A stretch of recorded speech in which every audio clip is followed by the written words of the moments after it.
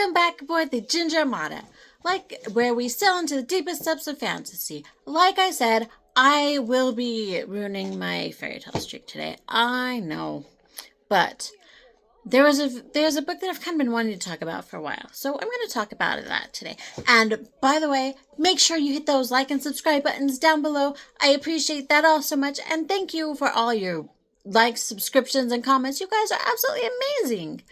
I can't tell you how much I appreciate you. Alright, so today I will be talking about the book 180 Seconds by Jessica Park. And this book is about Allison. And Allison is a junior in college. And Allison has had a rough life. Mom, I yes, like baby? carrots. You like carrots? Okay. I'm so glad. And carrots. Do you want some carrots? Okay. I gotta go get my kid carrots. I'll be right back. I mean, you just can't say no when your kid asks for carrots. Anyway, back to 180 Seconds. So this is Allison's story, and she's had a very, very rough life. Allison has been in the system for most of her life. She's had some rough homes. She's been through some very, very rough situations. She got adopted when she was 16 years old, though, by a very kind man. But Allison and her best friend Steffi have been going through this life with this belief that you get one person that you can really care about, and that's it. So she doesn't really allow herself to care about anybody else. And so she lives a pretty lonely life. But soon after her junior year of college starts, she comes upon this this thing in the park, and she's pulled into it, and it's a guy who has people come up. He's got like kind of a stage set up, and he has people come up, and what he does is you have to just stare into each other's eyes for 180 seconds, not saying nothing. All you're doing is looking into each other's eyes.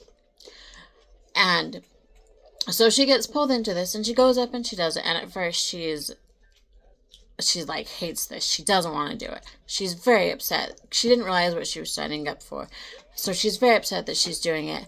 And so she just sits there looking at him, all defiant at first. But then the longer she sits there, her feelings start to change. And her feelings just start to change, and things change. And at the end of the 180 seconds, and she can start to see that he's starting to change. I mean, when he sits down, he's not defiant at all. But she can see him start to change too, the longer that they sit there. And as soon as they sit there, they rush each other and give each other a great big hug. And then a while later, she finds out that her video has ended up on the internet. And she absolutely hates that. She wants to go unnoticed. She does not want people to see her. So she is very upset that this guy has made her noticeable. Oh, and by the way, his name is Esben. Fun fact, I had never heard of the name Esben before, but I like it.